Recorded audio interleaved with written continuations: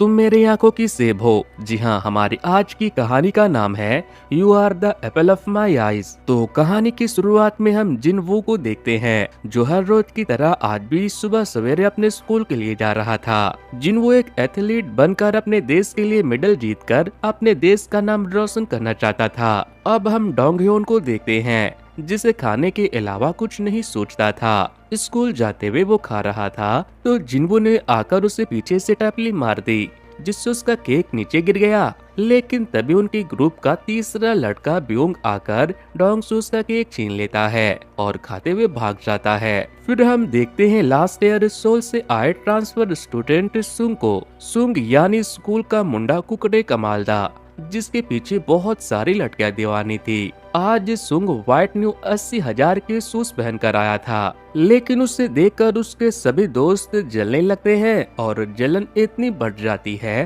कि वो लोग उसे पकड़कर उसके जूते को मिट्टी लगाकर गंदा कर देते हैं। फिर हम पूरे स्कूल के दिल की धड़कन सुन आह को देखते हैं, जो कि क्लास प्रेसिडेंट भी थी। सभी उसे देखकर सोचते थे कि यार ये लड़की कितनी सुंदर है। पूरा क्लास सुन आह से बातें करने की बहाने ढूंढता रहता था। फिर क्लास शुरू होती है। टीचर सभी का अटेंडेंस लेने के बाद उन्हें पढ़ाना शुरू करती है, लेकिन ब्योंग एडल्ट मैगजीन पढ़ रहा था। जिनवू ने जब उससे देखा तो उससे मैगजीन मांगी, वो नहीं देता तो जिनवू उसे रबर बैंड से शूट करके मारता है, लेकिन वो जाकर सुन को लग जाती है। सुन उसे इग्नोर कर देती है। फिर जिनवू ने दोबारा से ब्योंग से मैगजीन मांगी, उसने फिर से नहीं दिया तो इस बार जिनवू से मिल्कशेक का डब्बा फेंक कर मारता है, लेकिन डब्बे में थोड़ा दूध बचा हुआ था, जो जाकर सुन के बुक पर गिर गया, जिससे सुन गुस्सा हो गई और चिल्लाने लगी। तभी शोर सुनकर टीचर ने चौक फेंक कर जिनवू को मारा और कहा कि जो क्लास को डिस्टर्ब कर रहे थे वो खड़े हो जाए।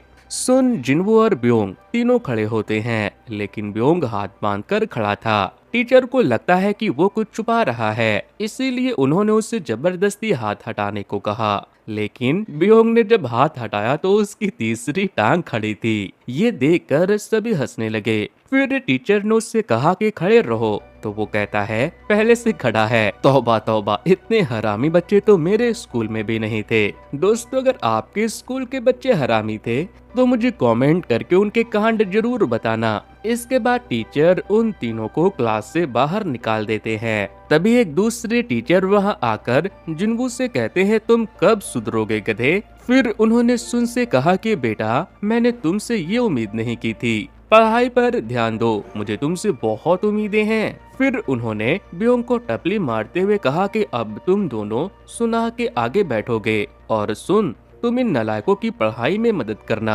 इसके बाद वो ब्योंग को कहते हैं कि गधे, तुम बाथरूम जाओ। अब अगले सीन में हम सुंग बिन को बास्केटबॉल खेलते हुए देखते हैं। वहीं पास में सुन की दोस्त चमेली के पॉप सिंगर बनने की तैयारी में थी, लेकिन वो सही से डांस नहीं कर पाती, बार बार उसके पैर लड़खड़ा जाते थे। तभी जिनवू उससे कहता है कि तुमसे अच्छा तो डोंग कर लेता है। फिर डोंग उसे उसी के गाने पर उससे अच्छा डांस करके दिखाता है, मोटा होने के बावजूद भी। जिनवू चमेली का मजाक उड़ा रहा था तो तभी सुनाकर उससे कहती है कि एटलीस्ट वो ट्राई तो कर रही है, तुम अपने लाइफ में क्या कर रहे हो। जिस पर वो कहता है कि मुझे कुछ करने की जरूरत ही क्या है और तुम मुझसे झूठा दिलासा देना बंद करो, ये उसके बस का नहीं है। अब हमें रात का सीन दिखाया जाता है।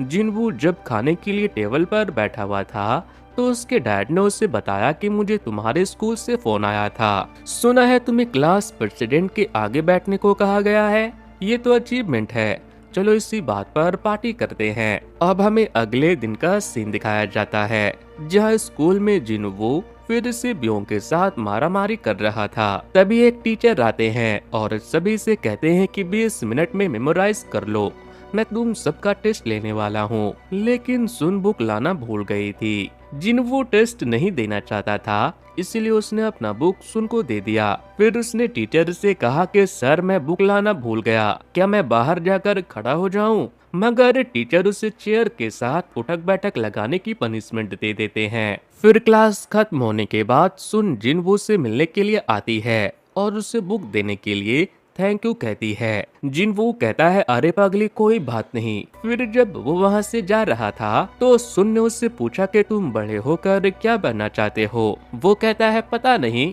तभी सुंगबिन उसे बॉल से मारकर खेलने के लिए बुलाता है, जिसके बाद वो अपने दोस्तों के साथ मिलकर बास्केटबॉल खेलने लगा।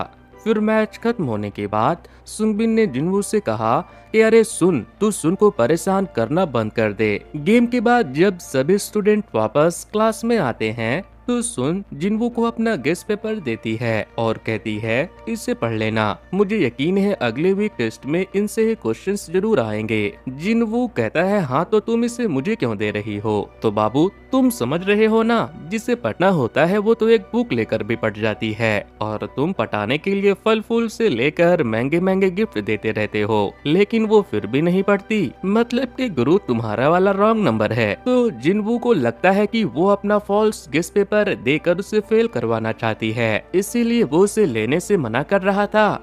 मगर सुन कहती है कि मैं तुम्हें फेल होते हुए नहीं देखना चाहती, इसीलिए दे रही हूँ। इसके बाद वो उसके टेबल पर अपने नोट्स और उन गेस्ट पेपर को पटक कर वहाँ से चली जाती है। फिर जब वो घर जाता है तो वो पढ़ाई के बजाय बॉक्सिंग की प्रैक्टिस करता है, लेकिन तभी उसके हाथ से कप गिर जाता है और उसमें बचे ड्रिंक के कुछ चीटे सुन के नोट्स पर भी गिर जाता है। जिसके बाद वो उसे साफ करता है और खोल कर देखता है तो उसे उसके नोट्स बहुत ही परफेक्ट और क्लियर लगते हैं। उसे उसमें सब अच्छे से समझ आ रहा था। अब हमें अगले दिन का सीन दिखाया जाता है। सुंगबिन पढ़ाई के बहाने सुन से बात करने के लिए आया था, लेकिन तभी जिनवू उसे मारकर ये कहते हुए भगा देता है कि जाकर अपने डेस्क पर बैठो, ये डेस्क मेरा है। फिर घर जाकर जिनवू पढ़ने के लिए बैठता है तो उसका मन नहीं लगता। वो चिल्लाने लगता है। आवाज सुनकर उसके डैड ऊपर आए तो उसने उनसे पूछा कि डैड क्या पढ़ाई सच में हमारी जिंदगी बदल सकती है। तो वो कहते हैं कि हाँ, अगर तुम पढ़ाई कर रहे हो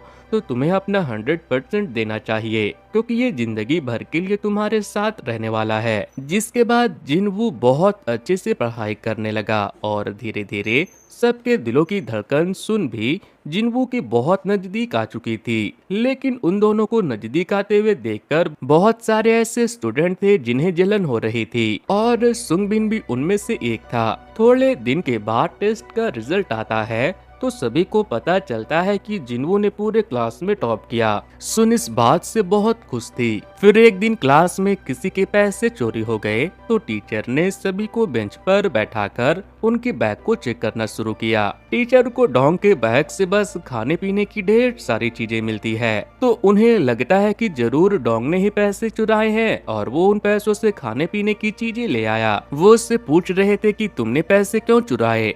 तभी जिनवू ने टीचर से कहा कि सर कितने पैसे चोरी हुए हैं मैं दे देता हूँ, लेकिन आप ऐसे किसी को ब्लेम करना बंद करो। जिस पर टीचर उससे कहते हैं कि तुम ज्यादा मुखिया बनना बंद करो। तभी सुन भी आकर टीचर से कहती है कि सर ऐसे डोंग के ऊपर इल्जाम लगाना गलत है। आपके पास क्या सबूत है कि पैसे उसी ने चुराए हैं? हो सकता है पैसे चोरी ना हुए हो बल्कि कहीं खो गए हो। मगर टीचर सुन को पनिश कर देते हैं तो उसे सपोर्ट करने के लिए चमेली और जिनवू और उसके बाकी के दोस्त भी उसके साथ पनिश होते हैं। फिर एक दिन सभी को पिकनिक के लिए ले जाया जाता है, जहाँ सभी ने खूब मजा किया और उन्होंने अलग अलग गेम भी खेला जिसमें उन्हें बहुत मजा आ रहा था। लेकिन एक गेम में सुन को थोड़ी चोट लग गई तो वो ब्योंग पर गुस्सा करने लगा। जिनवू उसे समझाता है तो वो लड़कियों की तरफ देखकर उसे एक पंच मार देता है, जिसके बाद जिनवू भी उसे मारने लगता है और फिर बहुत ही खतरनाक मारामारी हो जाती है। जिसके बाद टीचर वहां आकर सभी को पनिश करते हैं। फिर जब सभी लंच कर रहे थे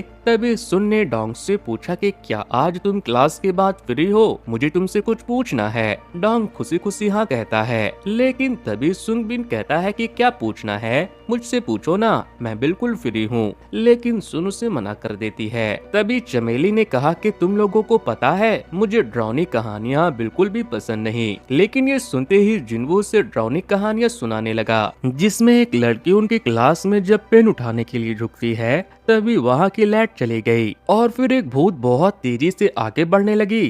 तभी एक लड़का चमेली को अपने आंख पलट कर उसे डराने लगता है, जिससे वो बहुत डर गई और उसे मारकर वहां से भाग गई। फिर एक दिन सुन ने जिनवू से कहा कि फाइनल्स आने वाले हैं, क्यों ना क्लास खत्म होने के बाद तुम मेरे साथ बैठकर प्रिपरेशन करो। जिस पर जिनवू कहता है और किसी के साथ नहीं तो तुम्हारे साथ। क्या तुम मुझे पसंद करती हो? उसके एटीट्यूड को देखकर सुन भड़क गई और कहने लगी कि मुझे तुम्हारे जैसे बेवकूफ लड़कों में कोई इंटरेस्ट नहीं है। जिस पर जिनवू भी भड़क गया और कहने लगा तुमने मुझे बेवकूफ कहा ना, ठीक है चलो एक शर्त लगाते हैं कि कौन ज्यादा मार्क्स लाता है। अगर मैं जीत गया तो तुम अपने बाल खोल कर आओगी और अगर तुम जीती तो मैं अपना सर मुड़वा लूंगा। घर जाकर जिनवू पढ़ाई में लग गया।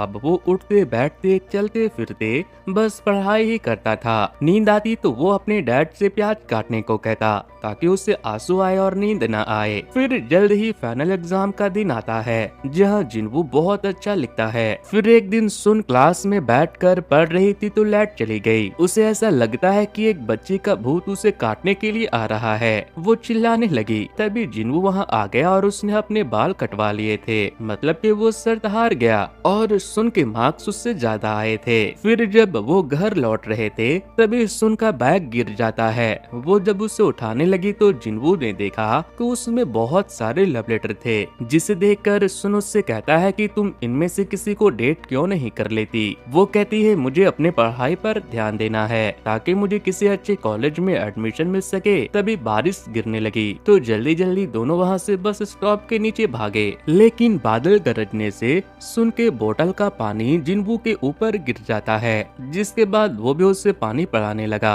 इसी तरह दोनों ने एक दूसरे पर पानी फेंक कर एक खूबसूरत सी मेमोरी बना ली। अब हमें अगले दिन का सीन दिखाया जाता है। आज सुन अपने बाल खोल कर आई थी जो उसकी खूबसूरती को और भी बढ़ा रहा था और आज पहली बार उसे देखकर जिनवू के दिल में कुछ कुछ होने लगता है। इसी तरह उनके स्कूल का फाइनल एग्जाम का दिन भी आ जाता है। अब वो कॉलेज में जाने के लिए CSAT का एग्जाम लिखने वाले थे। सभी बच्चों के पेरेंट्स अपने बच्चों को चीयर्स करने के लिए उनके स्कूल तक आए थे। सभी अपना पेपर लिखते हैं और एग्जाम के बाद पार्टी करने के लिए जाते हैं, जो कि बहुत ही जरूरी होता है। इन सब के बीच सुन को कभी बोल नहीं पाता, लेकिन वो मन ही मन सुन से बहुत प्यार करने लगा था। उसने जब भी उसे बताने की कोशिश की तो कोई ना कोई बीच में आ गया। सभी बीच पर गए थे जहां वो अपने ड्रीम के बारे में बात कर रही थी। चमेली को BTS के 7 मेंबर के साथ ब्याह करना था। बियोंग को गर्लफ्रेंड चाहिए थी। सुंगबिन को लॉ स्कूल में एडमिशन चाहिए था। सुन को भी किसी अच्छे कॉलेज में एडमिशन चाहिए था। लेकिन हमारे हीरो जिन वो एक अच्छा इंसान बनना चाहता था। उसकी बड़ी बड़ी बातें सुनकर सुंगबिन कहता है ये बहुत ज्यादा हो गया, पहले तुम CSAT का एग्जाम तो क्लियर कर लो। फिर रात को जब जिन वो खाने के टेबल पर बैठा हुआ था तभी उसे सुन का कॉल आता है। वो भागते हुए उसके पास गया तो वो रो रही थी क्योंकि उसने कुछ क्वेश्चन के आंसर गलत जगह पर लिख दिया था, जिससे उसे लग रहा था कि अब वो फेल होने वाली है।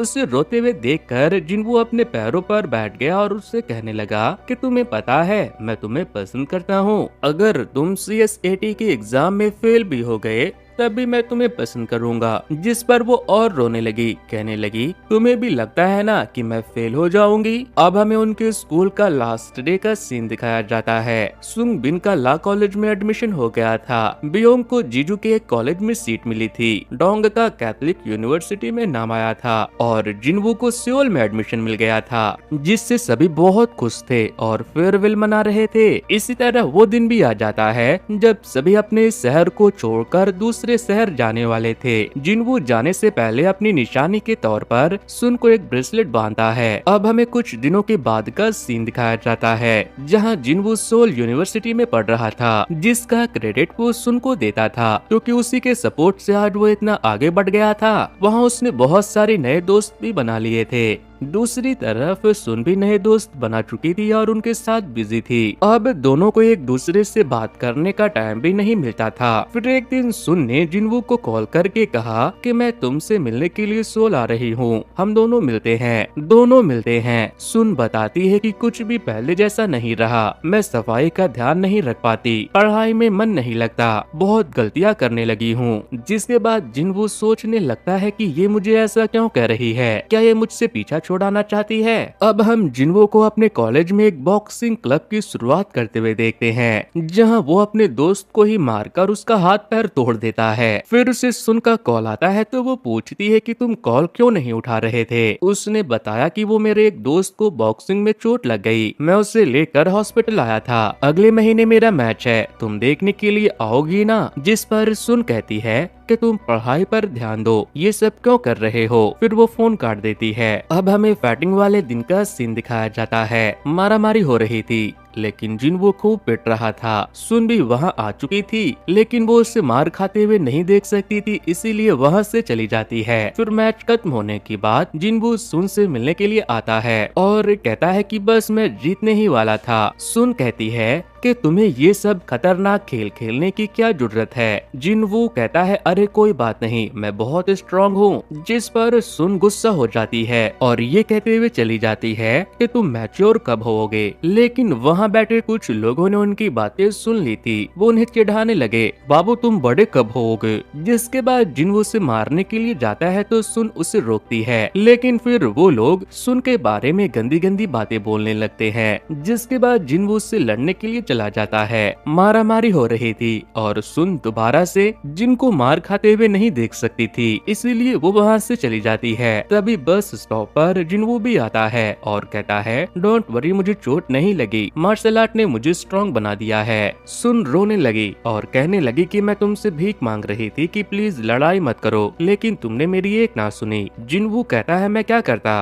वो तुम्हारे लिए गलत बोल रहे थे। सुन कहती है तुम पागल हो क्या, तुम कब बड़े होगे, तुम्हारे अंदर थोड़ी सी भी मैच्योरिटी नहीं आई। जिनवो कहता है मैं नहीं, तुम पागल हो, तुम्हें दिखाई नहीं देता क्या, मैंने ये सब तुम्हारे लिए किया। वो तो मैं हूँ जो इस रिलेशनशिप को आगे बढ़ा रहा हूँ, तुम्हारे तरफ से तो कुछ भी नहीं है। जिस पर सुन कहती है ठीक है, फिर अगर मेरी तरफ से कुछ नहीं है तो फिर खत्म करते हैं। ये सुनकर जिनवो वहाँ से जाने लगता है तो वो रोते हुए कहती है कि तुम कभी नहीं समझ पाओगे। अब अगले दिन ये खबर उसके बाकी के दोस्तों तक पहुँच जाती है तो सभी सुन से मिलने के लिए पहुँच जाते हैं, लेकिन जिनवो से मिलने बस उसका ठरकी दोस्त ब्योंग ही आता है। देख रहे हो ना बाबू, लड़की का दिल टूटने पर कितने लोग कंधा देने आ जाते हैं। इधर सुंगबिन को भी अब एक अच्छा मौका मिल गया था सुन आ के लाइफ में एंटर करने का। वो उसे एक नेकलेस भी गिफ्ट करता है। दूसरी तरफ ब्योंग और जिनवो एक रेस्टोरेंट में कुछ लोगों के साथ लड़ाई कर लेते हैं, जिस वजह से पूरा रेस्टोरेंट तहस नहस हो जाता है। अब हमें कुछ दिनों के बाद का सीन दिखाया जाता है। जिनवो ने आर्मी ज्वाइन कर ली थी, जो कोरिया के हर एक लड़के को अपनी लाइफ में 2 साल के लिए एक न एक बार जरूर करना होता है। और इसी बीच सुंगबिन सुन को डेट कर रहा था। वहाँ सुन ने उससे पूछा कि तुम्हें कौन सा प्रोफेशन पसंद है, तो वो कहता है लॉयर, जिससे सुन समझ जाती है कि मेरा और इसका बिल्कुल भी कोई मैच नहीं है। अब हमें 1 साल के बाद का सीन दिखाया जाता है। कोरिया में तूफान आया था और जिनवो रेस्क्यू का काम कर रहा था। तभी उसे पता चलता है कि तूफान उधर जा रहा है जहाँ सुन रहती है, इसीलिए वो अपने सीनियर से कहकर सुन को शेल्टर में जल्दी पहुंचवाने को कहता है। पहले तो सीनियर ने उसे पनिश किया, लेकिन फिर मान गए और सुन के फैमिली को प्रायोरिटी देकर पहले ही शेल्टर में पहुंचा दिया। फिर सुन जिनवो के सीनियर के मोबाइल पर कॉल करती है तो जिनवो से पूछता है कि तुम ठीक तो हो ना।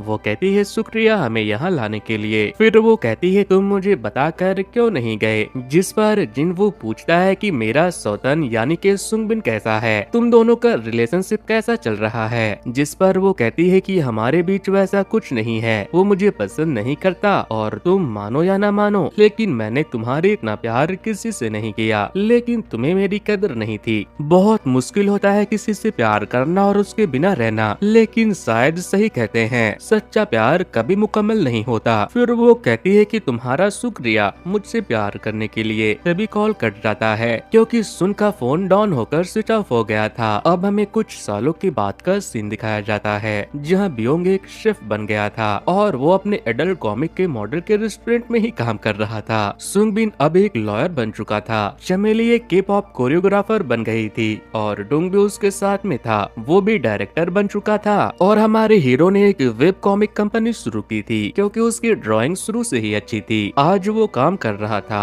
तभी उसे सुन का कॉल आता है। अब सीन सीधे एक मैरिज हॉल में शिफ्ट होती है जहाँ सुन और जिन्वू को छोड़कर सभी टेबल पर बैठे हुए थे। तभी सुन की एंट्री होती है। आज उसकी शादी थी, इसीलिए उसने आज 27.25 किलो मेकअप लगाया है। लेकिन उसका दूल्हा जिन्वू नहीं था, वो सामने टेबल पर बैठकर भारी मन से उसे देख रहा था। तभी हम सुन के दूल्हे को देखते हैं। ये वो लड़का था जो स्कूल टाइम से उसके पीछे पड़ा था, लेकिन सुन ने जिन्वू की वजह से कभी उस पर ध्यान नहीं दिया था। फिर जब शादी खत्म होती है तो सभी फ्रेंड्स फोटो क्लिक करते हैं। तभी डोंग कहता है, अरे यार तुम हम सबके दिल की धड़कन को ले गए, हम इसे इतनी आसानी से जाने नहीं देंगे। तभी बियोंग कहता है, हाँ हाँ हमें भी किस चाहिए। जिस पर सुन कहती है कि ठीक है, जिस किसी को भी मुझसे किस चाहिए उसे पहले मेरे हबी को किस करना होगा। और ये सुनते ही जिन्वू उसके हबी के होठों पर चढ़ जाता है। ये देखकर सभी का फ्यूज उड़ जाता है। सुन को भी समझ आ जाता है कि आज भी वो उसके लिए उतना ही पागल है। और फिर एंड में जिन्वू से किस करता है, लेकिन ये किस कोई बेट वाली किस नहीं थी बल्कि शादी वाली किस। तो फाइनली दोनों की शादी हो ही जाती है। तो दोस्तों ये स्टोरी आपको कैसी लगी मुझे कमेंट करके बताना। वैसे दोस्तों कुछ दिनों पहले ही मैंने कैसे ही मूवी की स्टोरी को एक्सप्लेन किया था। अगर आप लोगों ने उसे नहीं देखा है तो इंड स्क्रीन पर दिए जा रहे लिंक पर क्लिक करके उसे देख सकते हो। सो गाइस आज के वीडियो में इतना ही। Thanks, good bye.